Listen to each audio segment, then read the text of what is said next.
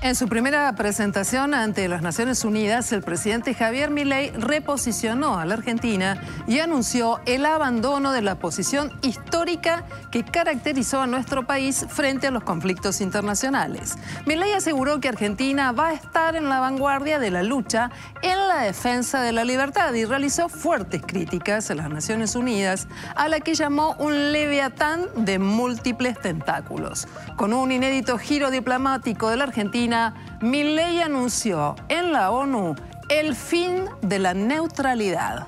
Hola, buenas noches. Estas son las noticias a las 20:30. Así es como pasamos de una organización que perseguía la paz a una organización que le impone una agenda ideológica a sus miembros sobre un sinfín de temas que hacen a la vida del hombre en sociedad.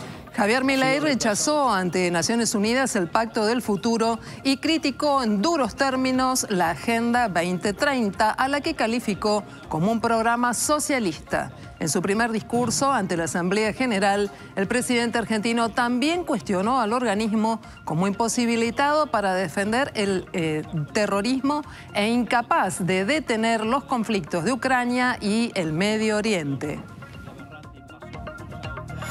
El CEO de YPF, Horacio Marín, adelantó que el gobierno está evaluando bajar los combustibles en octubre. ¿Por qué? Por la baja del precio internacional del barril de crudo. En instantes te contamos todos los detalles. Fuego sin control en Córdoba. Solo en 5 días se perdieron más de 40.000 hectáreas por los incendios forestales en la provincia mediterránea. El fuego se concentra en distintas zonas, en Chancani, Villa Berna y Punilla, donde hay 4 focos activos. El gobernador de la provincia, Martín Yayora, aseguró que el fuego no es producto de la naturaleza, sino que hubo imprudencia, negligencia o dolo. También empiezan otro drama, la aparición de animales muertos como consecuencia del paso del fuego. En instantes, todos los detalles. Acuerdo con Gran Bretaña por los vuelos a Malvinas. La canciller argentina Diana Mondino se reunió con su par de Reino Unido, David Lammy, en Nueva York y acordaron la reanudación del vuelo que se hacía entre las Islas Malvinas y Córdoba hasta 2018. El vuelo es semanal desde San Pablo y hará una escala mensual en la ciudad argentina. Falta muy poquito para que el millonario River Plate reciba por la Copa Libertadores de América a Colo-Colo en el Monumental y la fiebre se siente ya en el estadio de Núñez. 1-1 fue el partido de ida y ahora en la vuelta, después de haber ganado el partido por el Superclásico, con el envión anémico y todos los titulares, Marcelo Gallardo buscará la clasificación a la semifinal.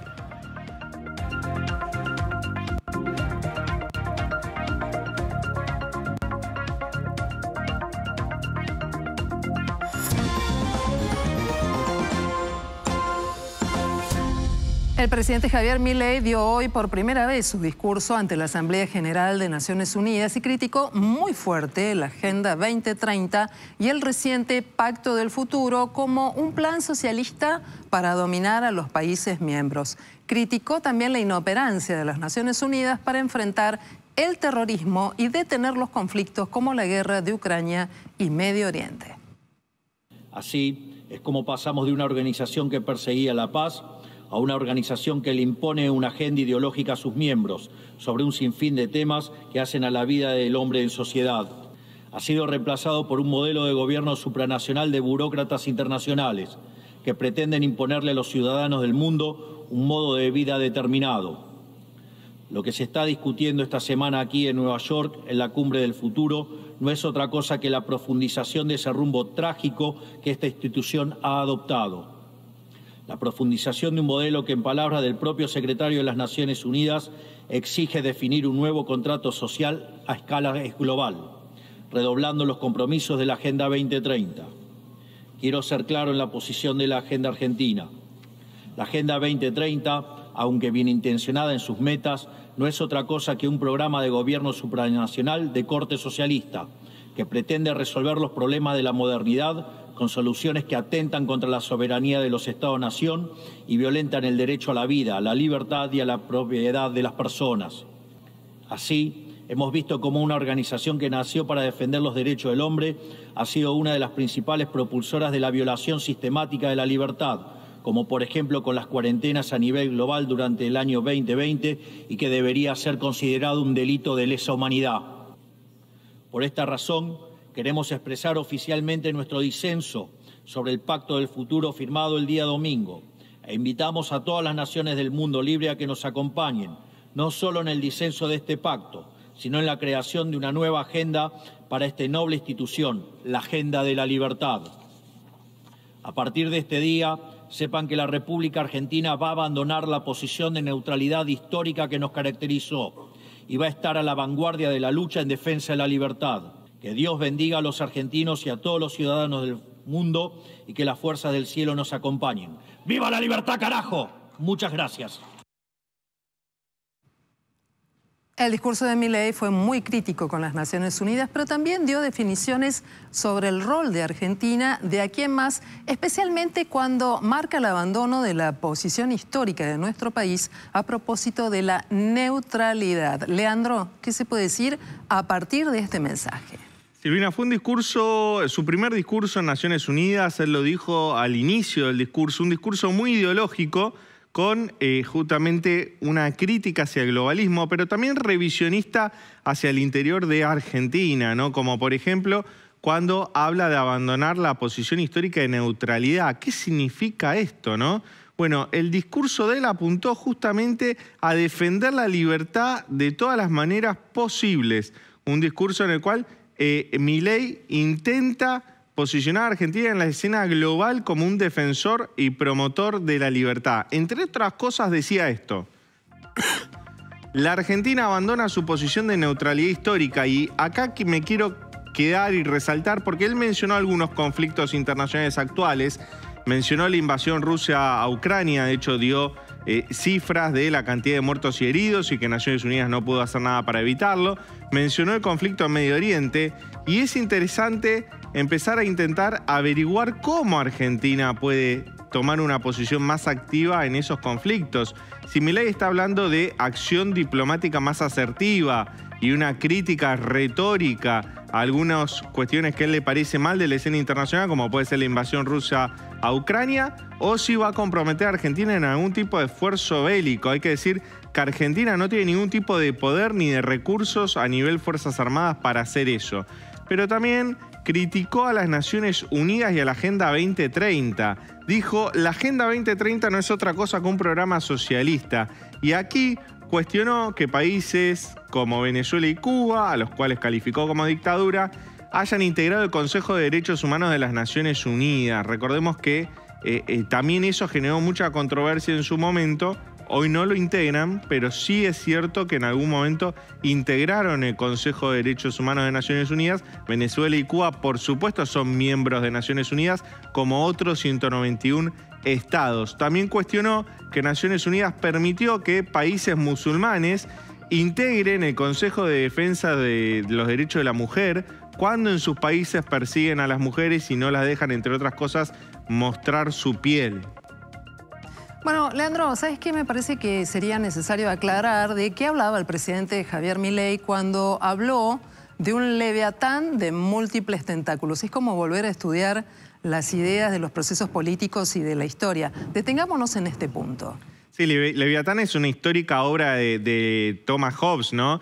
Cuando creó el contrato social y hablaba de los hombres saliendo del estado de naturaleza para darle todo el poder a un estado omnipotente. La ONU es un leviatán de múltiples tentáculos, dice, y cuestionó que las Naciones Unidas quiere ser un gobierno supranacional que le diga a los estados y a los ciudadanos lo que tienen que hacer. Hay que decir algo, Naciones Unidas es lo que la comunidad internacional hizo de ella, y la comunidad internacional le presta muy poca atención a lo que dice Naciones Unidas. Una prueba de eso es que Naciones Unidas intentó condenar la invasión rusa de Ucrania, y como Rusia integra el Consejo de Seguridad, vetó esa resolución y las Naciones Unidas no pudo hacer nada para detenerlo. Con lo cual, de gobierno supranacional tiene poco. Lo que hace Milei es como embestir contra molinos de vientos ideológicos, en este caso, embestir contra organismos internacionales como Naciones Unidas, que según Milei coarta la libertad de los individuos y le dicen a los individuos con la Agenda 2030 cómo tienen que vivir. Bueno, un discurso bastante alejado de lo que es las Naciones Unidas hoy y con mucho fundamento ideológico de la extrema derecha global. Leandro, cambiamos el tema. Hace días que estamos escuchando una versión que habla de la posibilidad de que baje el precio de los combustibles. ¿Esto es una cuestión que puede darse o queda solamente como un rumor? Sí, puede darse. De hecho, lo admitió públicamente en las últimas horas Horacio Marín, el CEO de YPF. ¿Por qué puede llegar a bajar el precio de la nafta y del gasoil en octubre? Por la caída del precio internacional del barril de crudo. Está en $71 cuando hace 3 meses estaba por encima de los $83. Entonces, ¿qué dijo Marín? Dijo que lo está evaluando el gobierno YPF, todavía no tomaron una decisión final, pero hacia donde quiere ir Marín es que cada vez que suba el precio internacional del barril de petróleo, suba el precio de la nafta en los surtidores de las estaciones de servicio aquí en la Argentina, y cuando baje suceda lo mismo, el efecto de bajar también el precio de la nafta al consumidor en los surtidores. Esta es una decisión que se va a tomar en octubre. ¿Y por qué todavía no hay una decisión final? Porque puede darse que esto no suceda porque el gobierno decida actualizar el impuesto a los combustibles líquidos. Es un impuesto que se cobra cuando se vende nafta y gasoil, que está desactualizado, que tiene que aumentar por lo menos 130 pesos, y el gobierno va a tomar una decisión. ¿Privilegia bajar el precio de la nafta para que así baje la inflación o actualiza el impuesto a los combustibles líquidos? El gobierno aclaró que no habrá cortes de luz programados en los hogares y anunció que sí buscará importar energía. El secretario de Energía, Eduardo Rodríguez Chirilo, negó la posibilidad de interrupciones programadas de electricidad para los usuarios residenciales durante el verano, pero además implementará un esquema de incentivos para que grandes compañías moderen su consumo. Así contradijo al jefe de gabinete, Guillermo Francos, quien había anticipado que la Secretaría de Energía ya estaba trabajando en un calendario de interrupciones del servicio durante el verano.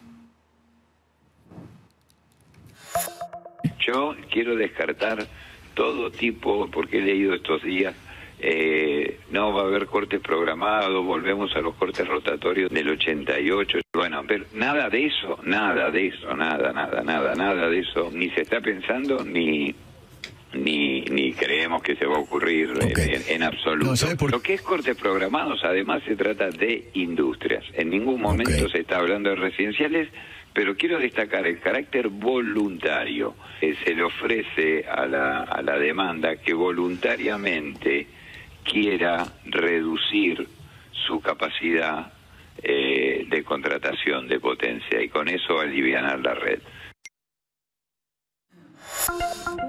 Intercargo, la empresa estatal de asistencia en tierra que presta servicios a las principales líneas aéreas, desvinculó de manera inmediata a 2 empleados que fueron grabados realizando su trabajo de manera negligente en Aeropar, que generó esto demoras en la recolección del equipaje. El despido se da luego de que se viralizara el video en redes sociales y el secretario de la cartera, Franco Mojeta, dijo en la red social X: los maleteros cometieron una falta grave, generando retrasos en la operación. Todo el material a disposición de la justicia. Los trabajadores del Hospital de Clínicas hicieron un abrazo simbólico al edificio ubicado en la avenida Córdoba para visibilizar la crítica situación de financiamiento que atraviesa la Universidad de Buenos Aires y el atraso salarial acumulado de más del 50%. Participaron del acto personal médico y no médico. ¿Todo bien?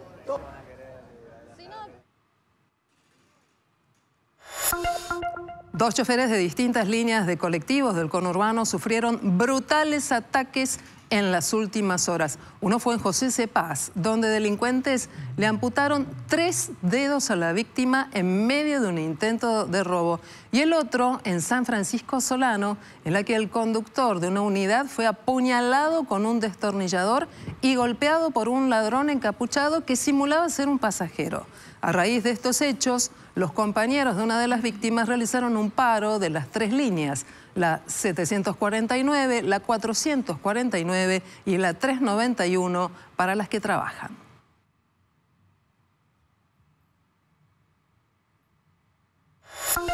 Y esta jornada muy complicada en la provincia de Córdoba porque los focos de incendio siguen activos. Son 5 los focos ígneos en la provincia de Córdoba. Hoy el viento no ayudó, lamentablemente soplaba del sur con velocidades de 35 a 45 kilómetros por hora. Y un comunicado de hace apenas 10 minutos de los bomberos voluntarios de la República Argentina dice que están trabajando 700 bomberos voluntarios de la Federación de Córdoba y la Agrupación Serrana. Colaboran 8 aviones hidrantes y 6 helicópteros de diversas provincias, inclusive de la de Córdoba. Cabe mencionar que hay 3 focos activos a esta hora de la noche en Capilla del Monte, La Granja y San Marcos Sierras, mientras que en Calamuchita, entre Villa Berna y La Cumbrecita, también el foco sigue activo.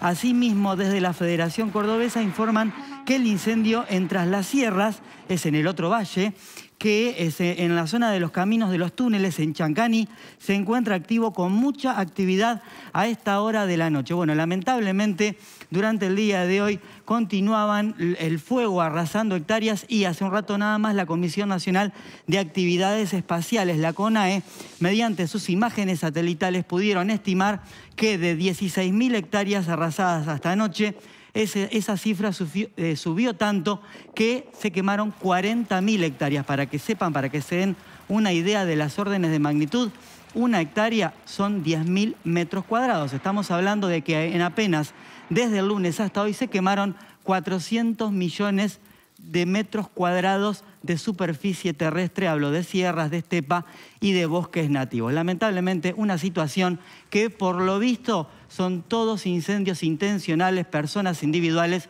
o quizás desarrollos inmobiliarios. Y en cuanto a eso, hoy se refirió el gobernador de Córdoba, Martín Yarlora.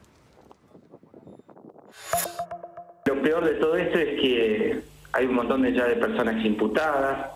Esto no es producto de la naturaleza, de un rayo o no sé, un hecho fortuito como puede ser un cable de alta tensión que se corte y algún chispazo. No, esto es producto de imprudencia, de negligencia o de dolo directamente. Entonces estamos en una situación inclusive ustedes, bueno, lo han relatado, saben que en un momento se prendían focos y no había ya lógica de cómo era el encendido de estos focos, ¿no? Claro. Eso complicó toda la situación. Bueno, y el lado B de todo esto es el ecocidio que esto está generando, porque lamentablemente hay un impacto directo en la biodiversidad de la región, tanto en la flora como en la fauna. Y vemos animales muertos, vacas, cadáveres de vacas se podían ver hoy, también iguanas, serpientes, víboras, bueno, caballos tratando de huir, zorros, aves que eran alcanzadas por las llamas, porque el viento al cambiar de dirección permanentemente, eso hace que los animales queden arrinconados o inclusive aislados por el fuego. Y lamentablemente otra vez las mismas imágenes que desde el año 2020 nos acompañan tristemente en la República Argentina.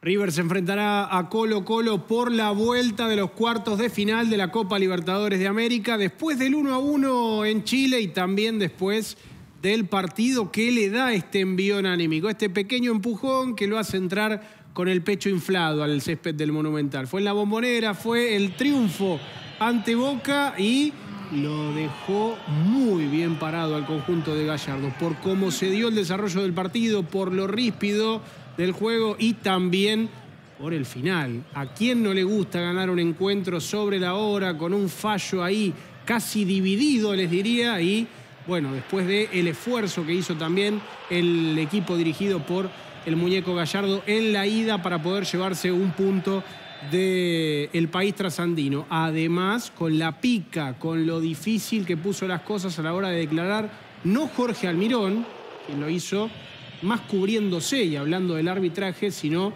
el jugador chileno Arturo Vidal, quien incluso trató de chicanear a los jugadores argentinos diciendo que él tenía más títulos que todo River, pero se olvidó, entre otros, de Franco Armani, el arquero más ganador de la historia, no de River, sino del fútbol argentino entero. Con esta confianza y con la esperanza para todos los fanáticos millonarios, estos son los 11 que plantará Gallardo en cancha. Armani en el arco, Bustos, Petzela, González, Pires y Acuña en defensa, Craneviter, Nacho Fernández, Simón y Echeverri en el medio campo, Colidio y Borja en la delantera para ver si les toca o no disputar la semifinal después de, claro, los 90 minutos de hoy.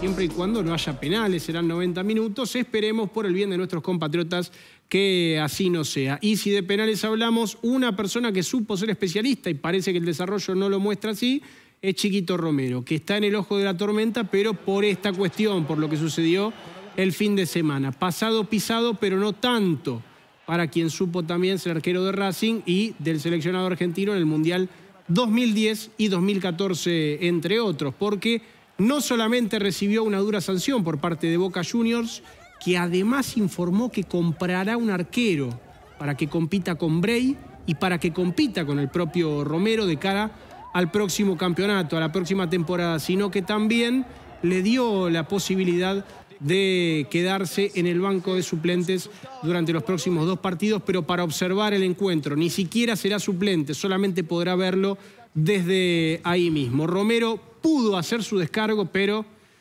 parece que aclaró tanto que terminó oscureciendo. Obviamente que uno es profesional y tiene que saber que en ese momento tiene que tener la mente en frío, tiene que bajar los humos, la temperatura de lo que fue el partido, e irse al vestuario y comenzar a pensar qué pasó dentro de la cancha y pensar en lo que viene. Lamentablemente no pude controlar ese momento, estaba demasiado enojado, con el árbitro, que para mí en la última jugada había sido gol para nosotros, que teníamos la chance por lo menos de sacar el partido adelante, de no perderlo, y la verdad que no me aguanté el momento y tuve una reacción horrible, fea. La verdad que a mí me termina opacando mi situación adentro del club, o mi situación adentro de lo que fue el clásico, y era otra cosa. Teniendo un público que, aunque estés perdiendo o aunque hayan perdido, alienta, apoya, está, y sabemos que el fin de semana próximo contra Argentinos Juniors va a estar lleno de vueltas. Esta noche se entregan los premios Hugo a las mejores realizaciones del teatro musical argentino. Estamos en vivo y saludo ya a Nieves Sotero. Hola Nieves, ¿cómo estás? ¿Qué tal, Sil? Buenas noches. Bueno, sí, estamos en el CCK porque son los Hugo, la ceremonia que premia lo mejor del teatro musical, como vos bien dijiste. Y bueno, acá ya pasaron varias figuras por esta misma alfombra. Por ejemplo, Zoe Rada y Ángela Leiva pasaron por acá después de haber dado un show, porque claro, ellos son los protagonistas de School of Rock, que es una de las obras más nominadas. Y mira, te cuento un secreto, por ahora son una de las que más premios se están llevando, muchas estatuillas para School of Rock, también Mamma Mía, pero estuvimos hablando con algunos de los protagonistas, también con Catalina Gludi, una de las jurados de los premios Hugo. Bueno, perfecto. Entonces vamos a ver. Me imagino lo que debe ser esa alfombra, el desplazamiento de los actores, las actrices, lo que implica además en este momento sostener una producción de esas características, Nieves. Tenemos a Juli Poggio, que se está sacando fotos en la alfombra. También hace un rato pasaron Cristian Sancho y Celeste Muriega, que vinieron a entregar un premio. María Rosa Fugazot, que vino a entregar un premio, le hicieron una mentirita piadosa. Mira, le dijeron, te entrego un premio. Venía a entregar vos un premio, que le vinieron a dar el premio a la trayectoria, así que bien valió la pena el engaño. También claro, es una gran actriz. Por acá, por esta misma alfombra, porque vino también a entregar otro premio, así que siguen pasando figuras por acá. Muy bien, estamos allí entonces pendientes de lo que vos nos estás diciendo. Vamos a ver la nota que pudiste realizar hace minutos nada más. Catalina, ahora como jurada, y decías recién que te parecía raro que te estemos entrevistando a vos. Sí, a mí me parece muy raro porque yo estoy acostumbrada a entrevistar y sigo entrevistando, es mi trabajo. Ser jurado de los Hugo es un verdadero honor, es un premio muy prestigioso, es un momento espléndido del musical en Buenos Aires, en lo comercial, en el under, así que a mí me emociona mucho estar en estas entregas. Feliz ya disfrutando desde que estamos nominados, la verdad todo el equipo que nada, 10 nominaciones, así que ya festejando eso. ¿No? Bueno, y además habían estrenado antes en Disney, ahora en teatro, o sea que puede convivir todo, audiovisual, teatro. Totalmente, totalmente. Aparte, el propósito principal de los creadores fue el hacerla en teatro, ¿no? Llegó antes el modo streaming por el tema de la pandemia, etcétera, pero bueno, ahora finalmente llegó el destino que se buscaba, que era el teatro. Felicitaciones por todas las nominaciones de School of Rock y tuya. Sí, muchísimas gracias. Un montón de nominaciones, estamos felices. Bueno, ¿te esperabas esto? El chico que practicaba magia en Bahía Blanca, ¿esperaba esto, estar nominado a un premio Hugo? No, ni en pedo, qué sé yo. En ese momento ni sabía lo que eran los Hugos, era muy chiquito. Pero nada, estoy súper feliz y honrado de estos premios y ya venía tantas ediciones, ya tener también otros Hugos en las repisas de casa, así que me pone muy feliz. Ángela, me acuerdo, hablamos con vos antes de School y te imaginabas todo esto que está pasando ahora, revelación. No, la verdad que la nominación a Revelación es un mimo. Es como que te digan, negra, estuviste bárbara, todo el laburo que hiciste, toda la dedicación que le pusiste al personaje, en tiempo, en cuerpo, en alma, en emoción, valió la pena. ¿Cómo estás con esta nominación a Avenida Q? Sí, la verdad que estoy re contento, estoy acá con Avenida Q, también con Team Panale, que es otro teatro café concert, así que no, re contento en estas experiencias que no estoy muy acostumbrado porque no soy el palo del teatro, así que, pero re contento, acá súper bien. ¿Cómo te preparás para esta noche de Mamma Mía, una de las más nominadas? Estamos muy contentos, la verdad que el grupo es un grupazo. Hace 9 meses que estamos haciendo funciones y seguimos saliendo a divertirnos. La gente la pasa muy bien, es muy lindo lo que sucede dentro del teatro y entre nosotros. Así que siempre para mí los Hugos son un festejo. Bueno, Mariano, nominado, ¿cómo llevas esta nominación y cómo vivís esta noche? Bueno, muy contento porque los premios Hugo siempre son un encuentro para celebrar este tipo de teatro. Y específicamente estoy celebrando por La Divina Lengua, que es mi unipersonal, que uno habla de un unipersonal, pero tiene un gran equipo porque el teatro es siempre en equipo. Así que bueno, muy contento de estar nominado y además presentar premios también y venir acá y celebrar con amigos. Así que muy, muy feliz. Muy bien, Nieves, ya nos irás contando entonces qué otras alternativas se producen no solo en la alfombra, sino ya en el momento de los premios mayores. Claro, cuando vuelvan con sus estatuillas, el momento más esperado. Así que sí, mañana les vamos a estar contando todo lo que estuvo pasando acá en el CCK en los premios Hugo. Nieves Otero, muchísimas gracias. Buenas noches. A ustedes. Bueno, y hoy en la ciudad de Buenos Aires tuvimos temperaturas bastante frescas para la época del año porque el viento estuvo soplando del este-sudeste todo el tiempo, desde la mañana bien temprano, pero a partir del mediodía aumentó la intensidad. En Aeroparque se registraron ráfagas de 35 kilómetros por hora. En el Observatorio Central Buenos Aires del este-sudeste también a 25 a 35 kilómetros por hora en algunos momentos. Eso hace planchar las temperaturas. No hace tanto frío a la mañana cuando hay viento, pero tampoco la máxima de la tarde puede subir demasiado porque el viento proviene desde el Río de la Plata. Y atención, porque mañana puede aumentar todavía más el viento, porque hay una masa de aire muy calurosa alojada sobre el norte del país y aire frío está ingresando desde la Patagonia. En el medio, una diferencia de presión muy marcada y eso hace que aumente la intensidad de viento. Acá vemos que el viento mañana en colores verdes oscuros van a estar alcanzando otra vez entre 25 y 40 kilómetros por hora sobre toda la región de Río de la Plata, Capital Federal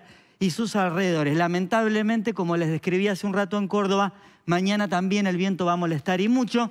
Y presten atención, hay menos viento sobre el norte de Entre Ríos, el sur de Corrientes. ¿Pero qué significa esto? Que ahí hay una zona frontal acompañada de fuertísimas tormentas. Les voy a mostrar imágenes porque se desarrollaron tormentas con granizo sobre el norte de Entre Ríos y el sur de Corrientes. Bueno, en un ratito les voy a mostrar las imágenes del granizo. Venimos otra vez a Capital Federal porque unas imágenes bastante curiosas, insólitas.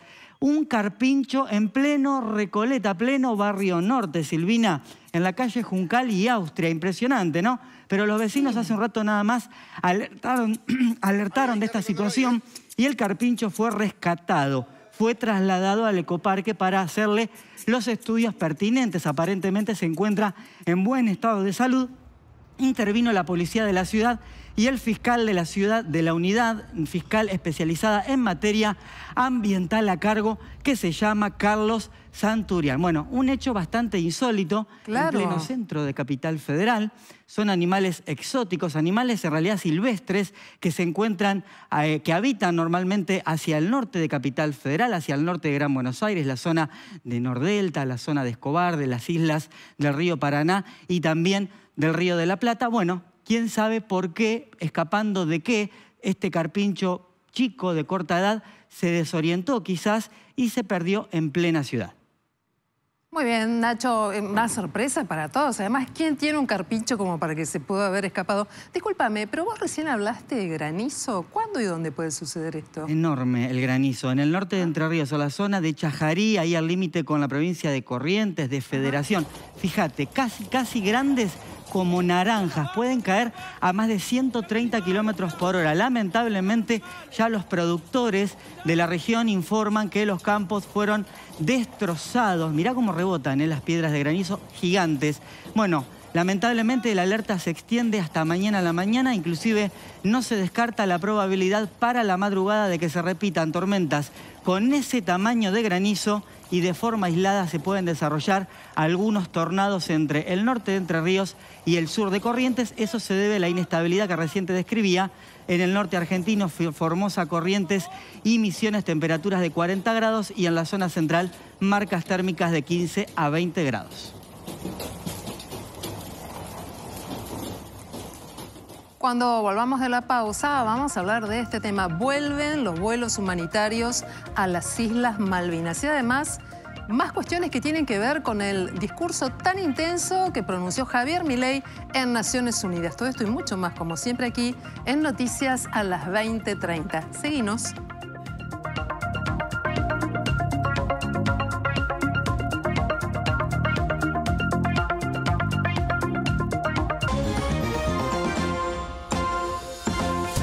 Argentina y el Reino Unido acordaron retomar los vuelos humanitarios desde la provincia de Córdoba hacia las Islas Malvinas.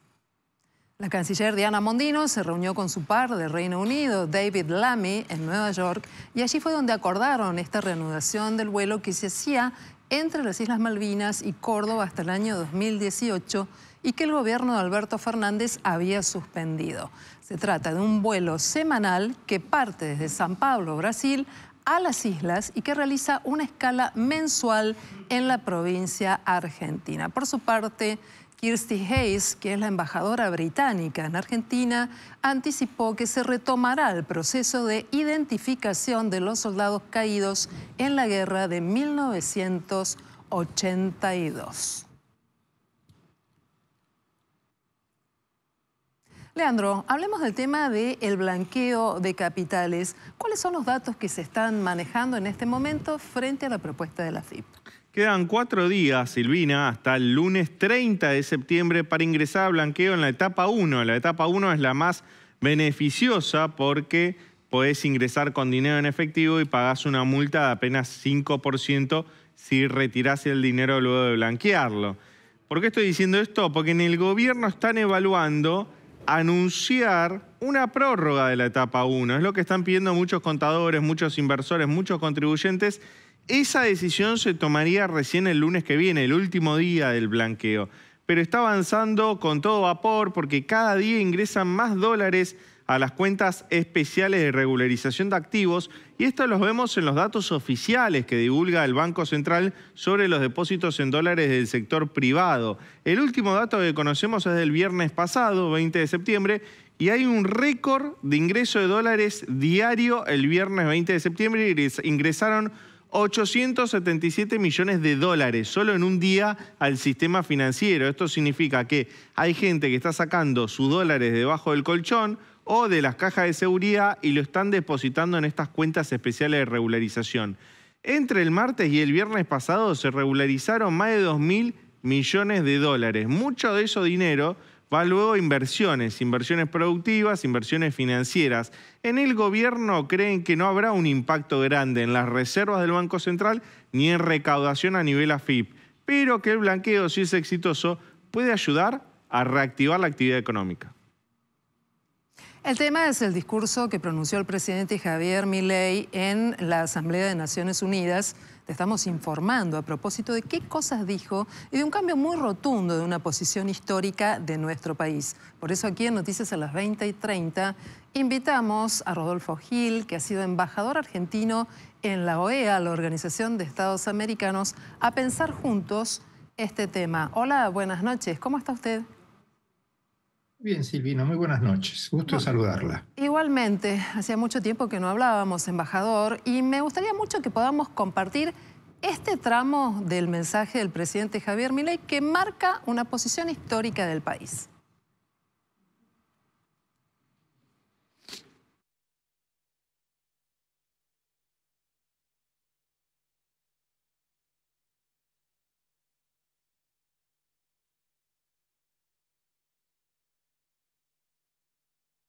Queremos expresar oficialmente nuestro disenso sobre el Pacto del Futuro firmado el día domingo e invitamos a todas las naciones del mundo libre a que nos acompañen, no solo en el disenso de este pacto, sino en la creación de una nueva agenda para esta noble institución, la Agenda de la Libertad.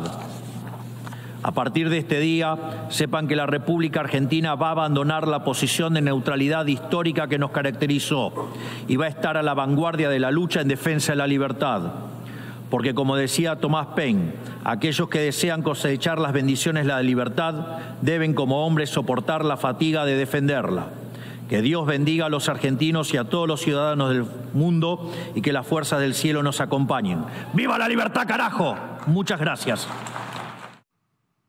Embajador Gil, allí se pronuncia el presidente Javier Milei el fin de la neutralidad y un estilo poco clásico, poco visto en una Asamblea de Naciones Unidas. ¿Cuál es su reflexión? A ver, varias. La primera, tiene usted mucha razón, que no es el ámbito para hacer lo que pareciera ser un discurso de campaña más que una presentación del Estado argentino, del gobierno argentino, ante la Asamblea Anual de las Naciones Unidas. Pero eso es una cuestión de temperamentos. Los que tenemos algunos años nos acordamos de que cuando el primer ministro, mejor dicho, el presidente de la Unión Soviética, Khrushchev, sacó su zapato y empezó a porrear en Naciones Unidas su escritorio. Así que sobre eso no habría que poner demasiado el énfasis. Sí, yo iría a lo puntual. En el discurso creo que hay dos etapas. Para hacer un poco de metodología. La primera es la que se refiere a la historia de las Naciones Unidas hasta un momento no precisado de la historia, en lo cual termina sus loables propósitos de defender la paz, fundamentalmente, porque las Naciones Unidas fueron para tratar de erradicar la guerra. Sí. No nos olvidemos que en el siglo pasado Europa estuvo asolada por dos grandes guerras, la primera y la segunda. Y en un momento impreciso en la definición presidencial pasamos a unas Naciones Unidas que, según su particular visión, trae eventos que resulta difícil de comprender. El primero es que de acusar de colectivista a la agenda del 2030, que ahora se va a estirar, parece ser, se está charlando, hasta el 2045. Yo creo que el presidente en ese elogio merecido que hace de la Organización de Naciones Unidas en este primer periodo, que vuelvo a insistir, no sabemos hasta cuándo se extiende porque él no lo precisa, coexiste con una agenda que es lo que él llama hoy en día colectivista.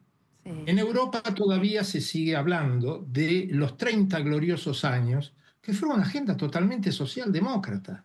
Claro. Hasta en la Alemania de Konrad Adenauer, que fue la que sacó del desastre de la guerra a lo que era la República Federal Alemana en aquel entonces, se aplicó las recetas de una profunda e importantísima participación del Estado en la vida económica.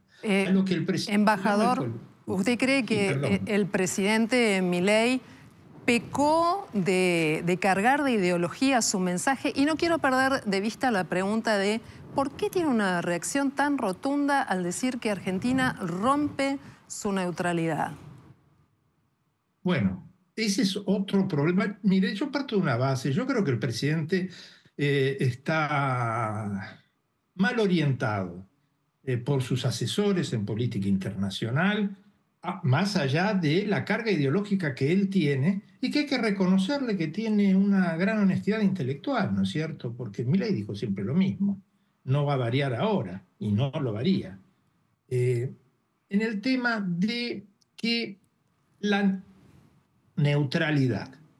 La neutralidad es un término que se utiliza cuando hay bandos en guerra. Gracias a Dios, hoy en día no estamos enfrentando una guerra, aunque pareciera que podríamos llegar a estar cercanos a. Entonces, creo que una de las razones por las cuales no tenemos guerras hoy en día es porque existen organismos multilaterales, entre ellos las Naciones Unidas, que es cierto que hay que reformar, que quizás se haya quedado en el tiempo, que esté de modé, es posible. Es muy difícil también remodelar lo que es el corazón de las Naciones Unidas, que es el Consejo de Seguridad. Yo no me imagino, por ejemplo, si se aceptaría el ingreso de países gravitantes como Alemania, como Japón. Creo que tendrían realmente problemas serios, pero es la agenda. Y la agenda es de estos 17 puntos centrales que tiene la del 2030 o del 2045, si se llega a tirar, son cosas más que razonables. Primero, creo que si se quiere atacar la agenda, hay que atacarla desde el lado de cómo se va a llevar adelante y no lo que propone. ¿Quién puede estar en contra de abatir la pobreza, de eliminar el hambre, de mejorar los estándares educativos? Ahora, embajador, estos temas son clarísimos, pero de hecho hasta el propio presidente Milei tuvo una respuesta. Hubo un mensaje del presidente de Colombia, el presidente Petro, que bueno, todo el mundo pudo ver y escuchar. Vamos a recordarlo, ¿sí? Bien. Los políticos, incluidos los presidentes de los países más poderosos de la tierra, simplemente les obedecen. Ellos pagan las campañas. Ellos son los dueños de los medios de comunicación. Ellos son los que ocultan la verdad de la ciencia, como en la película No mires arriba.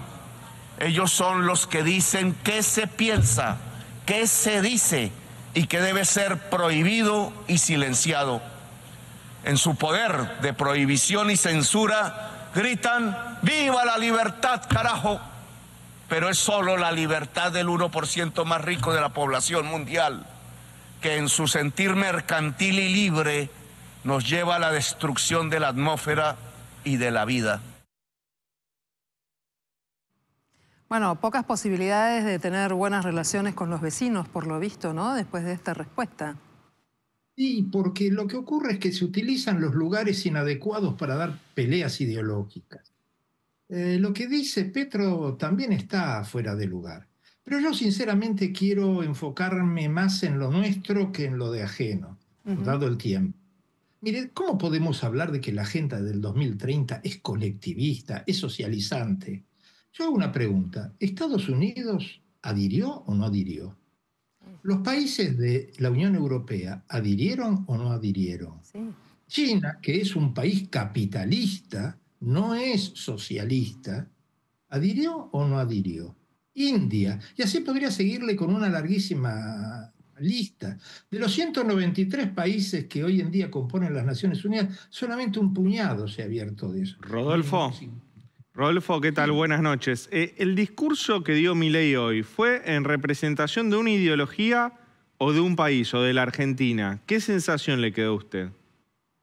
Creo que es un discurso de campaña política. El presidente tiene una visión de sí mismo que podemos decir que la autoestima de él está muy alta. Como que es una figura mesiánica que viene a cambiar la teoría económica, que viene a cambiar el statu quo que hoy en día tiene el mundo, las grandes potencias.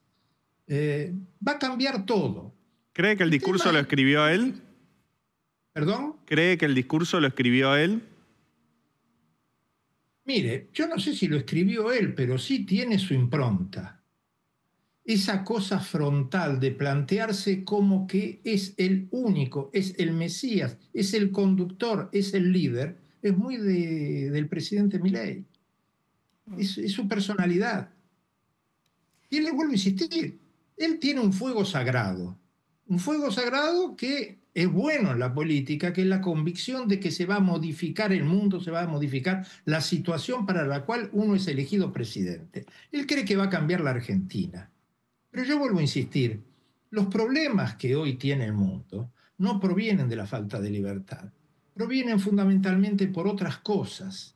Y la falta de libertad es desgraciadamente, es un movimiento que quiere coartar la libertad, que cada día estaba avanzando más en el mundo. ¿Y sabe sobre qué se basa eso? Sobre la insatisfacción que ha dado el sistema político, fundamentalmente a partir de los 80 del siglo pasado, a partir de Reagan, a partir de Thatcher, y del triunfo cultural del pensamiento que se llama genéricamente neoliberal o ortodoxo, etcétera, etcétera, etcétera, que ha llevado a asimetrías sociales muy grandes entre los que más tienen y los que menos tienen. Embajador, entonces tal vez el presidente esté pensando en que este mensaje sirve para instalarlo a él como una representación política diferente, teniendo en cuenta que por otra parte es un outsider de la política que ha llegado a la presidencia de la nación. ¿Es un juego personal más que colectivo? Es outsider, pero ya a esta altura del partido no es outsider.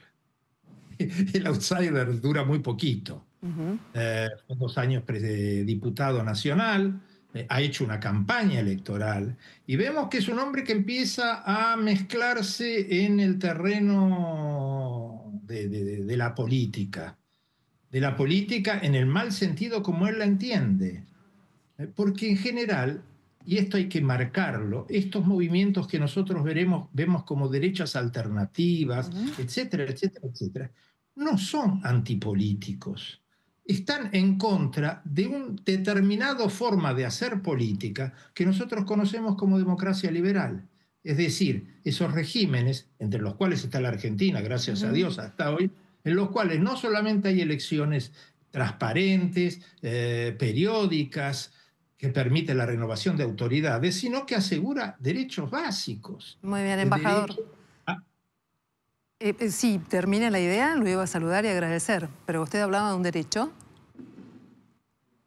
Otro derecho a la reunión, a la asociación, a la elección libre del género y de la diversidad sexual, montones que están en las nuevas agendas de las democracias. No nos quedemos en una democracia que votamos cada X cantidad de tiempo, en elecciones que no sabemos si son transparentes o amañadas, porque eso también lo hace Venezuela y eso también lo hace la Rusia de Putin. Bien. Embajador Rodolfo Gil, le agradezco mucho esta conversación aquí esta noche en Noticias a las 20:30. Gracias.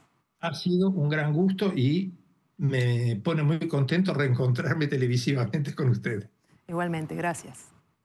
Adiós.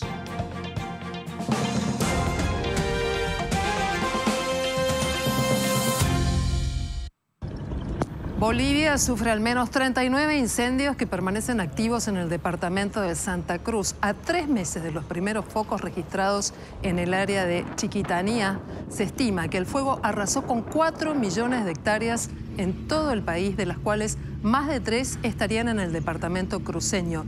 La situación más crítica está en Palmarito, Monteverde y Candelaria, donde ya ardieron más de 300.000 hectáreas. Y aún se requiere maquinaria, equipos y recursos humanos para poder combatir el fuego.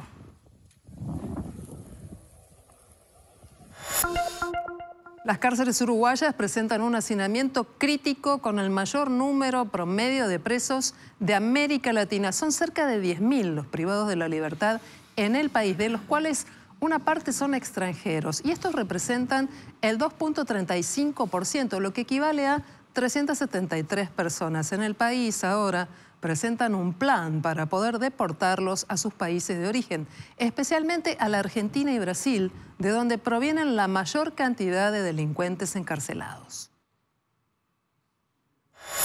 Vamos para Francia porque inundaciones repentinas durante la tarde de ayer, acompañado de fuertes tormentas, sobre todo en la región de Cannes, donde ya 2 personas perdieron la vida. Y esta violenta tormenta sobre la Riviera francesa durante la tarde de ayer provocó una inundación repentina en Cannes. No hay informes todavía del impacto en cuanto a millones de euros o de dólares de pérdidas materiales, pero lamentablemente se tienen que registrar 2 víctimas que fueron arrastradas con sus vehículos. Según la información local, cayeron 185 litros de agua por metro cuadrado, 185 milímetros, y la Agencia Meteorológica Francesa pronostica que este no es el final de las fuertes lluvias en el sur de Francia y que otra tormenta podría golpear la misma región durante la tarde del miércoles, es decir, de mañana.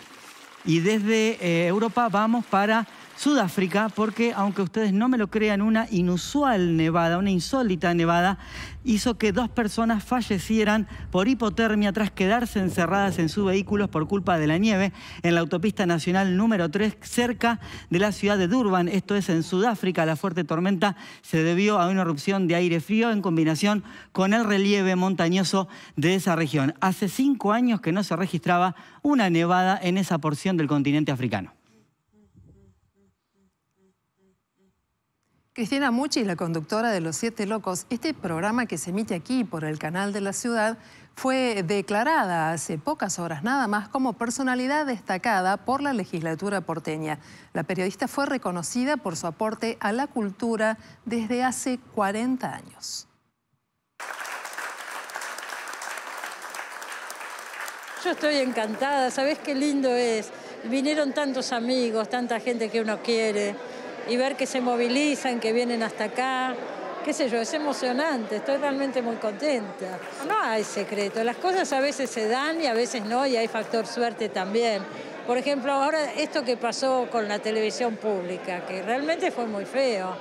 Y bueno, aparece Eduardo Cura, aparece el canal de la ciudad y revivimos otra vez. Eso es suerte o años de trabajo, no sé. Pero para mí es una alegría muy grande poder seguir trabajando. Me siento muy cómoda, trabajo muy contenta. El programa se mantiene como ha sido siempre, con pluralidad absoluta. Los contenidos, todos los escritores importantes de este país vienen, o sea, mantenemos lo que hemos hecho siempre, con todos los gobiernos, no nos influye eso en nuestra línea. Defendemos la cultura y los libros. Bueno, vos sabés que la justicia argentina finalmente pidió una orden de captura internacional para Nicolás Maduro y también para Diosdado Cabellos, 2 hombres muy fuertes de la política de Venezuela. Está esta noche junto a nosotros el doctor Tomás Farini Dugan, que ha sido uno de los abogados que ha impulsado esta denuncia, que es muy importante y que tiene un resultado que hemos conocido en las últimas horas. Doctor, buenas noches, gracias por acompañarnos. Muy buenas noches, gracias por haberme invitado al programa. Bueno, quiero que compartamos una nota, una entrevista a Waldo Wolf, que también estuvo trabajando en este tema, para luego poder dialogar, ¿de acuerdo? Perfecto. Vemos la nota. Es reivindicar una tradición que tiene la Argentina en involucrarse en cuestiones vinculadas a la violación de derechos humanos, mucho más con lo que nos pasó a nosotros. Así que celebramos lo que ha hecho la Sala 1 de la Cámara, celebramos que nuestro país, con la justicia independiente, uno de los poderes del Estado, haya tomado esta decisión. Nosotros desde el foro venimos trabajando hace mucho en este tema, una asociación civil que se constituyó justamente para esto. Desde cada uno de los lugares donde estén los venezolanos, insten, molesten, interpelen a la sociedad civil para que haga esto en cada uno de los países donde también existe la jurisdicción internacional, para seguir presionando entre todos y lograr eso. Bueno, no es habitual este tipo de iniciativas, este tipo de presentaciones. En este caso fue en los tribunales federales de Comodoro Pi. Hubo una revisión y de hecho fue una decisión de Cámara la que impulsa esta decisión de finalmente pedir la detención de Maduro. Doctor, ¿cómo llegaron ustedes a esta causa y qué es lo que viene de aquí en adelante a partir de la decisión de Cámara? Bien. Con Waldo Wolf, hace 2 años, más o menos, año y medio, cuando Maduro fue invitado a la CELAC por el gobierno de Alberto Fernández, decidimos iniciar esta denuncia, entre otras cosas para que no venga, digamos, cosa objetivo que cumplimos. Y después de eso seguimos trabajando fuertemente en la causa. Logramos demostrar que en Venezuela hay una política dirigida directamente a generar terror en la población civil. Es decir, se cometen crímenes de lesa humanidad de manera sistemática con un propósito determinado, que es generar terror en la población civil para perpetuarse en el poder, siendo que Nicolás Maduro en este momento no es presidente de Venezuela, es un dictador porque perdió las elecciones. Con esa premisa se empezaron a juntar una cantidad de pruebas realmente muy importantes, a la que se incorporaron, por supuesto, todos los trabajos de campo que hicieron las organizaciones multilaterales como la ONU, la OEA, Amnesty International, en fin, una cantidad de trabajos sobre las víctimas en Venezuela. A esas nosotros sumamos otras víctimas, sumamos un montón de documentación. De esa manera se logró que se abra la jurisdicción universal en Argentina. ¿Qué quiere decir esto? Es una excepción absoluta en el derecho argentino. El derecho argentino está estructurado sobre la base del principio de territorialidad. Esto es fácil. El principio de territorialidad lo que dice es que a uno lo juzgan sobre la base de la ley que impera en el lugar donde uno comete el hecho. Yo mato a alguien en Francia, me juzgan con la ley francesa, mato a alguien en Argentina, me juzgan con la ley argentina. Pero hay una cláusula en el artículo 118 de la Constitución Nacional que habilita a los jueces argentinos a investigar las graves violaciones a los derechos humanos cometidos en el extranjero, por extranjeros y en contra de extranjeros. Este fue el caso, se abrió la jurisdicción universal de manera absolutamente excepcional, se ha abierto muy pocas veces en la Argentina, y hemos logrado, lo que se logró ayer fue que a través de una apelación que yo introduje para que se ordenen las capturas y se decreten los llamados indagatorias, la Cámara Federal precisamente revocó la decisión del juez de primera instancia y dispuso esta medida que es absolutamente histórica. Ahora, doctor, ¿qué factibilidad tiene de que este pedido de detención se concrete? Me imagino que Interpol debería estar llegando ya ese pedido de captura. ¿Y hasta dónde, en una situación tan excepcional como la que vive Venezuela, un presidente que no es reconocido por la comunidad internacional, pero que de hecho está ejerciendo el poder con un escenario militar muy fuerte también, pueda ser capturado?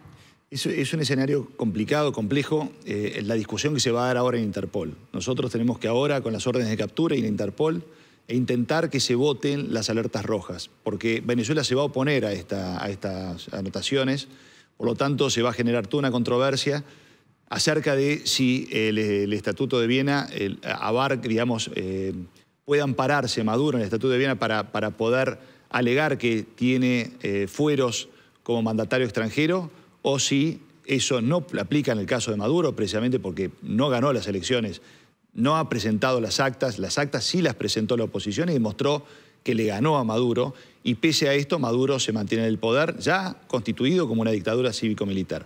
Entonces, para empezar, hay que discutir si esta situación realmente lo ampara.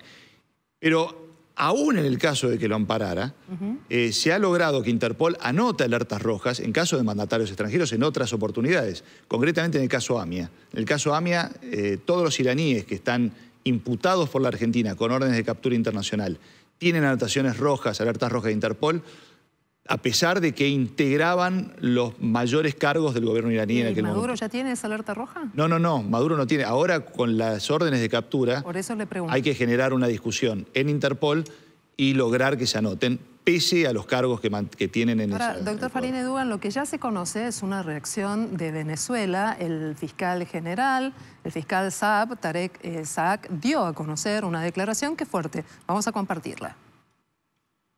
Resulta ahora que una justicia fallida como la Argentina, de un gobierno, de una persona que dice a cada rato que su principal asesor es un perro muerto que se llama Conan, él, o sea, el perro muerto, dice él, le dijo, haz esto contra las autoridades venezolanas. Y por una orden que recibe el señor Milei, no por su mascota muerta, fue por el imperio estadounidense.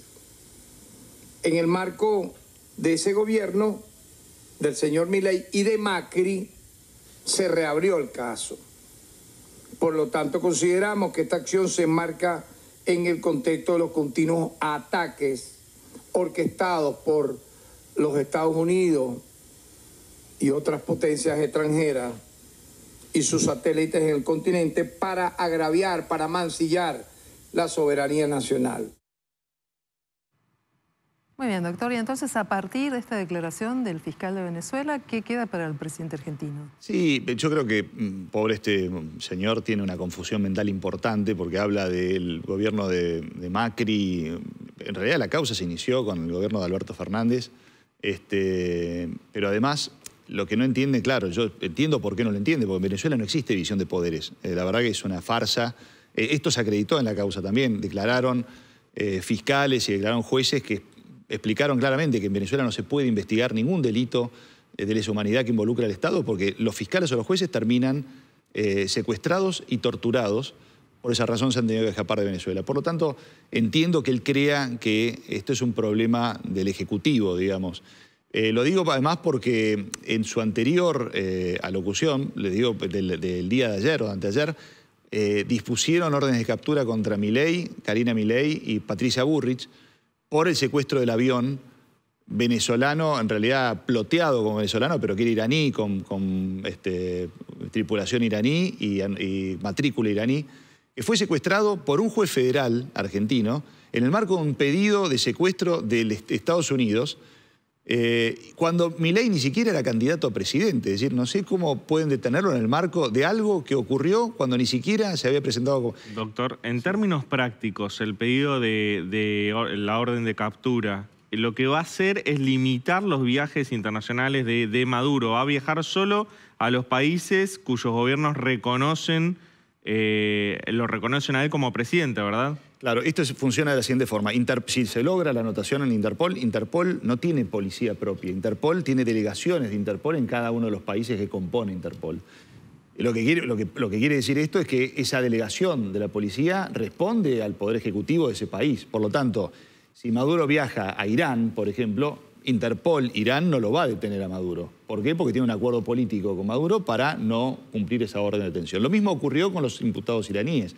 Por ejemplo, han ido a Bolivia o han ido a Nicaragua y no los detuvieron porque esos países tienen un acuerdo político. Ahora, si a Maduro le pasa lo que le pasó a Alex Saab, que es quien le lava la plata, y se le rompe el avión y tiene que bajar, por ejemplo, en África, y le va a pasar lo que le pasó a Alex Saab, que terminó preso 2 años en Estados Unidos. Entonces, de eso a eso no lo exime nada, Maduro. Pero eso es en el orden práctico. En el orden simbólico, estas órdenes de captura internacional tienen un poder importantísimo, que es el siguiente, que a partir de ahora se acabó la retórica de los países que por razones ideológicas o económicas se hacen los distraídos con lo que pasa en Venezuela. Doctor, ¿qué tiene que ver el actor George Clooney en medio de toda esta crisis humanitaria en Venezuela? Bueno, la mujer de George Clooney en realidad se presentó en la causa como denunciante también. Es una de las denuncias que está acumulada. También están, por ejemplo... la fundación de Vargas Llosa se presentó como el patrocinio también y adhirió a la denuncia. Hay una cantidad de amigos Curia, por ejemplo, Amnesty International también se presentó en la causa. En fin, hay una cantidad de organismos que se han presentado en esta causa. ¿Por qué? Porque es escandaloso la forma en que se perpetran los delitos de lesa humanidad en Venezuela en este momento. Se lo hace además a cielo abierto, pero además hay testigos que han explicado cómo se reprimen las manifestaciones, por ejemplo, en Venezuela, porque esto tiene que ver con la imposición del terrorismo de Estado. En Venezuela primero va la policía y tira gases lacrimógenos, pero atrás de la policía vienen los colectivos. Los colectivos son organizaciones apoyadas por el gobierno y financiadas por el gobierno que van con armas y asesinan a la gente. Y esto se hace de forma sistemática. ¿Para qué? Para que la gente no se manifieste más. Ahora se ha empezado con otro procedimiento, que es el famoso tum-tum, que es el golpe de las puertas en las casas. Es decir, se empieza a ir a sacar a la gente de las casas y se las lleva al helicoide para torturarlas. Bueno, esto también se hace para generar terror en la población civil. Y hay un dato que es importantísimo, porque ¿cómo se hace esto? Bueno, se hace anticipando el terror, porque la anticipación del mal tiene un efecto amplificador del terror. Esto lo hacen todos los terrorismos de Estado. Maduro, a través de Cadena Nacional, o Diosdado Cabello, a través de su programa de televisión que se llama Con el mazo dando, es decir, no hay muchas vueltas, digamos, exactamente, anticipan a quienes van a ir a buscar. Esas personas son secuestradas y son llevadas al helicoide para ser torturadas. Entonces, es muy difícil que no se les adjudique responsabilidad si ellos mismos están reconociendo la responsabilidad de los actos. Doctor Tomás Farina Iruna, le agradecemos mucho esta conversación aquí, ponernos al día sobre lo que va a ocurrir de aquí en adelante después de que la justicia argentina finalmente aceptara y ordenara la captura internacional de Nicolás Maduro. Buenas noches y muchas gracias. Y nosotros vamos a entrar ya en el último bloque de estas noticias a las 20:30. Hay mucho para compartir, deporte, el tiempo. Seguinos.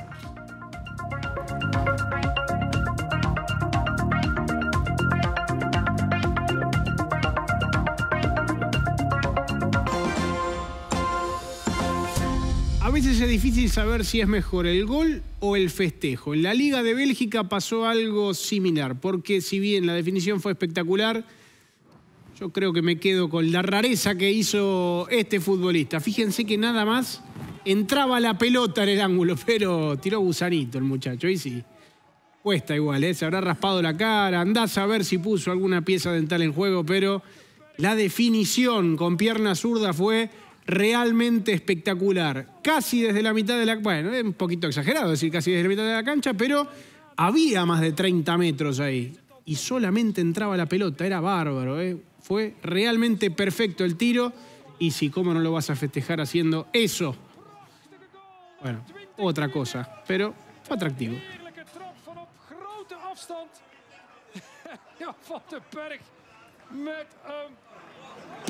Nacho, háblanos del tiempo. Bueno, una noche con cielo mayormente nublado y sigue el viento, sigue soplando viento del este a 13 kilómetros por hora, el cielo mayormente nublado con 15 grados de temperatura a esta hora de la noche. Mañana, otra vez el buzo, la campera liviana a mano, porque vamos a tener tiempo muy fresco, con viento, 13 grados la mínima.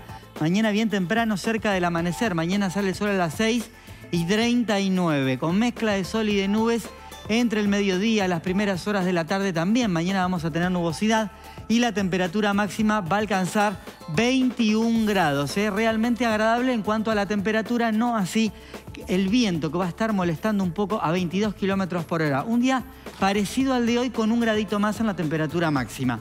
Y hacia la noche el cielo parcialmente nublado con 15 grados de temperatura y el viento nuevamente se va a intensificar, va a aumentar la intensidad.